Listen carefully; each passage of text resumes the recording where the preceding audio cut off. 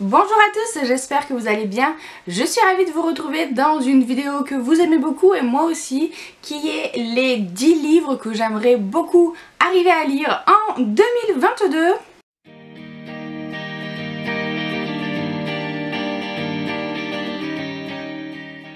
Vous allez voir, il y en a un petit peu pour tous les goûts et puis surtout, on verra si j'y arrive parce que je vous filme cette vidéo un petit peu en avance, on est début janvier donc c'est nickel, mais je vous filme cette vidéo en étant enceinte, j'ai pas encore accouché, mais au moment où vous verrez cette vidéo, ça sera fait, donc je n'ai aucune idée de comment est-ce que 2022 sera pour moi niveau lecture. C'est vraiment l'année où c'est très difficile de se projeter pour savoir si tu as quand même un petit peu de temps pour lire quand tu as un bébé.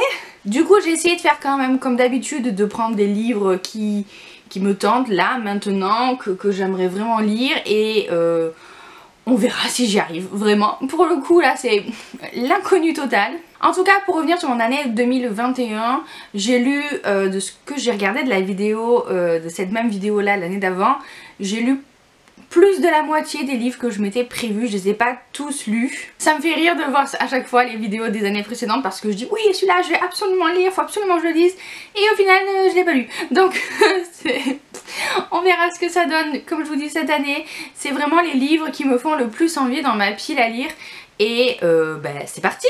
Allez, on va commencer avec la romance, il y en a deux. Le premier c'est un livre que j'attendais depuis trop longtemps quand il est sorti et que j'ai toujours pas lu depuis, mais je vous dis c'est l'histoire de ma vie.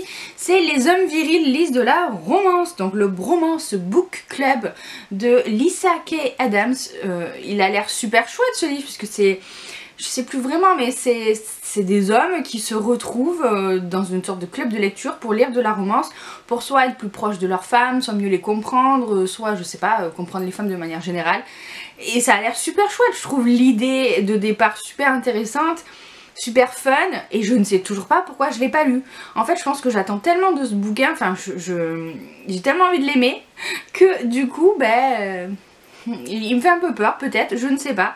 Je sais pas si c'est vraiment de la romance ou une comédie romantique, par contre ça j'ai un doute là-dessus, mais je vous dis il me fait vraiment envie et je sais pas pourquoi je l'ai pas lu en 2021, mais j'aimerais bien beaucoup le lire en 2022. Et ensuite une autre romance que je vous montre, alors là je vous montre celui-là mais ça pourrait être n'importe quel autre livre de l'auteur, c'est que j'aimerais bien lire en 2022 un nouveau livre de Colleen Hoover, parce que j'ai dû en lire.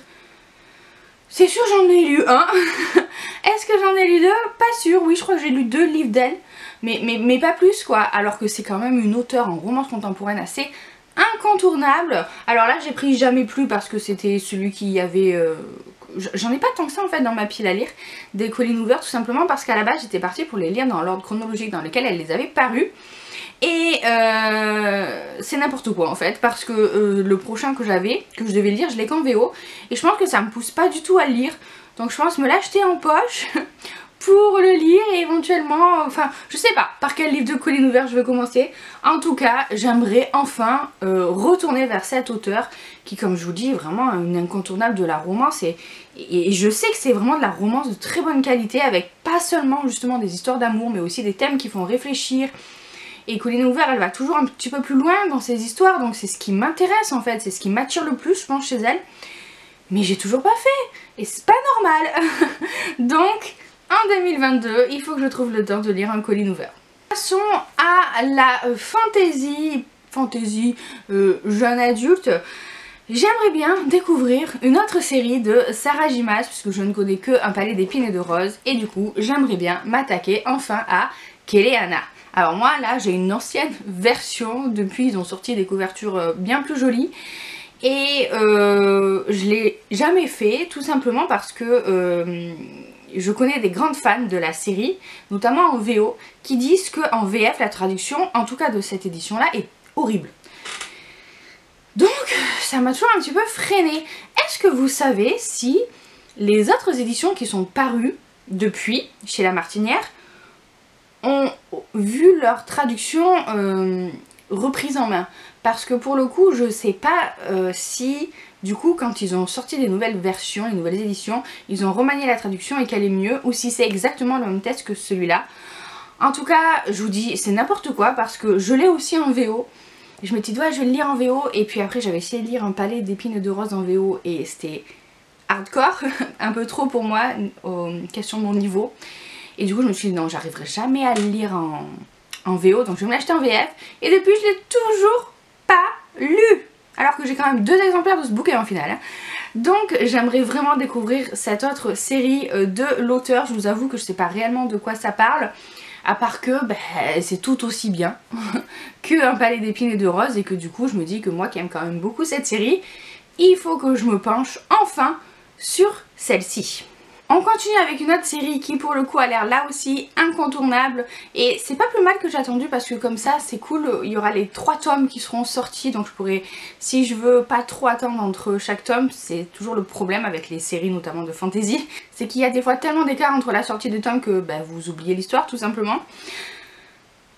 Le Prince Cruel, voilà, j'ai toujours pas attaqué Le Prince Cruel et il y aura le 3e tome qui sortira je crois en mars, un truc comme ça donc... j'aurais plus d'excuses quoi pour le lire. J'ai vu des avis dithyrambiques comme des gens qui disaient quoi tout ça pour ça. Donc je sais pas du tout où je vais me situer mais je suis quand même assez intriguée. Et j'ai quand même hâte de découvrir cette série qui a tellement fait parler d'elle. Enfin... Voilà, je sais pas quoi vous dire d'autre à part que j'ai trop attendu, mais que pour le coup c'est pas plus mal parce que comme je vous dis, si j'aurais envie d'enchaîner les 3 tomes, je pense que j'aurai l'occasion de le faire, donc pourquoi pas. D'après ce que je comprends, on est aussi dans une histoire avec des faées et c'est Jude qui est une humaine qui vit dans le monde des faées, qui va se faire comme ennemi le prince Cardian qui est l'héritier de la couronne. Et voilà, je sais qu'il est pas très sympa avec elle, on verra ce que ça donne. Il y en a qui ont détesté cet aspect là, d'autres qui l'ont adoré.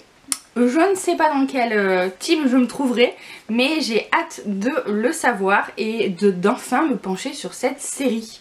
Parce que voilà, moi qui aime tellement les séries de romance, fantasy, young adulte, je sais pas ce que j'ai attendu. Et dans le même genre, pour terminer, il y a Serpent and Dove qui me fait très envie. Là, je sais que j'ai attendu parce que... même problème peut-être que pour Le Prince Cruel, c'est que quand vous n'avez pas forcément la date de sortie des autres tomes et que vous avez peur d'oublier l'histoire entre temps, moi ça a tendance à me freiner, j'avoue. Mais du coup j'aimerais vraiment le découvrir, il me fait super envie. On est toujours pareil dans de la fantasy young adulte avec des histoires de chasse aux sorcières. C'est l'histoire d'une sorcière et d'un chasseur de sorcières. Alors ça me fait un petit peu penser à Grisha, à Six of Crows je vous avoue, avec l'histoire de Mathias et Nina, mais on verra ce que ça donne. Moi les histoires de sorcières j'aime vraiment beaucoup ça. Et celui-ci a de très bons avis outre-Atlantique. J'avoue qu'en plus il est très beau visuellement donc ça donne envie comme toujours chez De Saxus. Et voilà, je veux pas en lire trop, me rappeler trop, donc je peux pas trop vous en dire de plus sur l'histoire en elle-même. Mais il me fait vraiment envie. Alors, est-ce que je le lirai tout de suite? Je pense pas. Est-ce que je le garderai pour un alentour d'Halloween de 2022? Peut-être, qui sait, comme je vous dis, cette année c'est vraiment l'inconnu. Et enfin on va passer à la littérature un petit peu plus générale avec des poches. En 2022, j'ai envie de découvrir Le Bal des Folles de Victoria Mass. Enfin, j'en ai entendu beaucoup parler et je suis quand même assez intriguée de cette histoire qui se passe dans un hôpital psychiatrique pour femmes en 1885 et j'imagine qu'il se passe des choses pas très joyeuses. Donc c'est ce qui m'a freinée un petit peu jusque là, mais je pense que quand je serai dans le mood pour le lire, j'ai l'impression que c'est un livre hyper intéressant et hyper prenant et intriguant, donc c'est ce qui me donne envie avec ce titre là que j'ai très envie de découvrir et j'espère qu'il ne me décevra pas. J'imagine un truc assez dénonciateur, un petit peu féministe tout ça, alors peut-être que je me trompe mais c'est ce que j'imagine, donc on verra. Pareil pour Les Choses Humaines de Karine Thuil qui a eu plusieurs prix.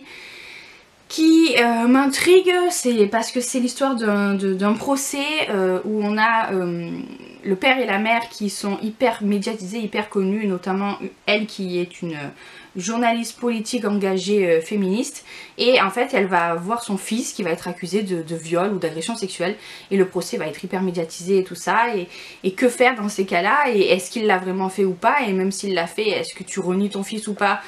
selon tes engagements politiques. Enfin, j'imagine que ça doit traiter de plein de questions hyper intéressantes et c'est ce qui m'attire dans cette histoire. Donc là aussi, je sais pas trop quand est-ce que je vais le lire parce que je pense que ça doit être une lecture quand même assez rude.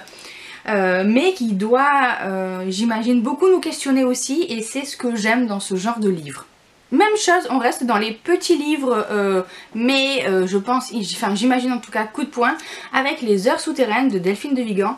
J'ai tellement aimé, d'après une histoire vraie, que je voulais un autre livre de cet auteur, et quand je suis allée voir un petit peu ce qu'elle avait écrit, celui-ci est celui qui m'a le plus intriguée, puisque c'est une histoire en fait de harcèlement au travail, j'en sais pas plus.